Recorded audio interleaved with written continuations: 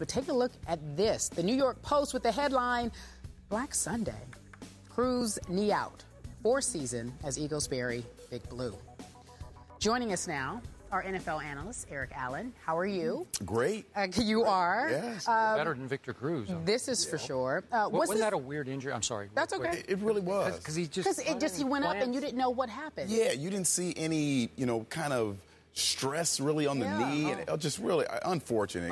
My son's dealing with knee injuries, so I just, it kills you when a guy, so good for his team goes down like that. And when you saw him sob like that, you knew it was over. You knew right away. He knows the whole process of not being able to play, help his football team, and then having to go to PT, for a whole year. And it's patella tendon, not the ACL, so that's a big deal. That's the one that holds that kneecap together. So you don't know kind of what's going to happen, and the process of coming back is a little different from the ACL. So we really feel for anyone who gets hurt, but particularly a guy like that who's, so huge in New York. I know. It broke my heart. Okay, so let's talk about the game in itself. Former Eagle, you can give us. Was this really about how good the Eagles were, or just an off day? As Antrell Rolls said, did they just take the day off? Bad Giants? A couple things, and that stuck out with me. Obviously, 200 yards rushing for the Philadelphia Eagles. LaShawn McCoy getting started. The Giants cannot allow that to happen if they're going to have any chance of beating this Philadelphia Eagles team. And that's been the one aspect of the Eagles that have been keeping them from having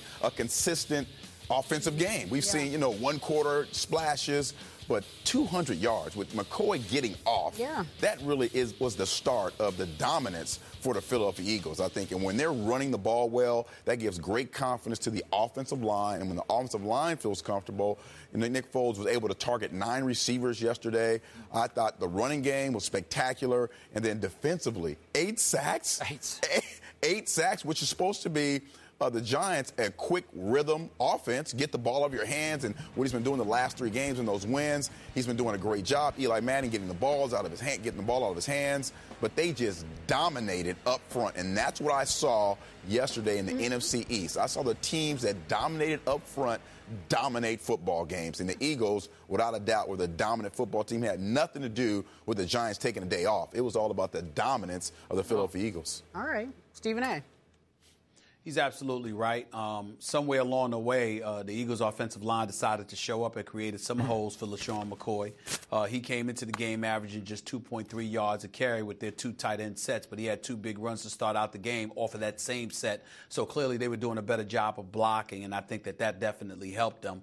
There's no question about that. I should have known that this would have happened to the Giants the second that we realized that Rashad Jennings was not going to be able to play in this game because it was going to neutralize and pretty much take away their running game, but you still didn't anticipate that the Giants would go scoreless against the Philadelphia Eagles. And then, obviously what happened to Victor Cruz, even though they were already in a hole, it still broke my heart to see that happen to him because, you got to remember, Skip, when I was in college, my kneecap cracked in half. It was the patella knee. I mean, it's just anytime I see something like that, it's just devastating. And obviously, playing in the National Football League and going through the level of extensive rehab that he's going to go to, you got to believe that hopefully he'll be able to come back healthy. But it's just a devastating blow to this team psychologically, and I don't think the Giants are going to be able to do anything going forward. But getting back to the Eagles, when their running game is big time, everything else falls into play. When you look at LaShawn McCoy running the football and Darren Sproles being the threat that he is, basically the Eagles are going to be able to put up points. Their vertical game is still not what it used to be because Deshaun Jackson is no longer in an Eagles uniform. He's in Washington, and now you've got Macklin and Cooper and the boys that have to come through and find a way to go deep. But Nick Foles was even missing guys sometimes when they were open deep.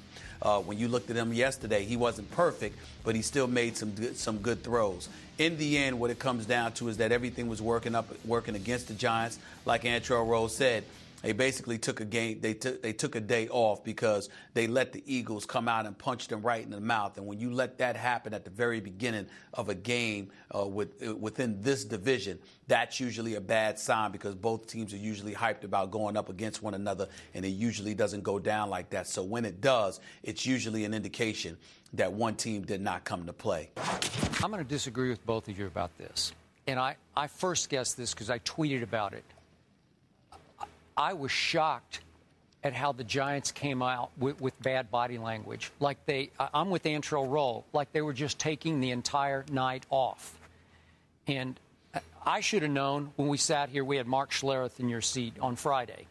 He picked the Giants. Stephen A. picked the Giants. And then it was up to me. And I already picked the Giants, so I'm not going to change. And I said, I think Philly just won this game.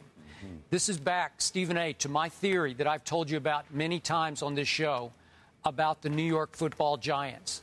Tom Coughlin doesn't motivate this team. The New York media motivates this team. Oh. What have we seen so many times in the past? This team will get off to a horrendous start with Eli as the quarterback. The media will call them garbage, get them out of our sight, right? Yeah. And then they'll say, oh, yeah, watch this. So what happened this year? Opening Monday Night Football. Remember that? At Detroit, this team looked hapless and hopeless. 35-14 Lions. Remember that? Yep. And then they go home, and Arizona did pretty much the same thing to them in New Jersey. And the media said, get them out of our sight. And what did they do? They responded, motivated by the media, by winning 3 straight games, including that Thursday night game at Washington, 45-14. They looked like a Super Bowl team that night. And all of a sudden, they were the big, bad Giants again.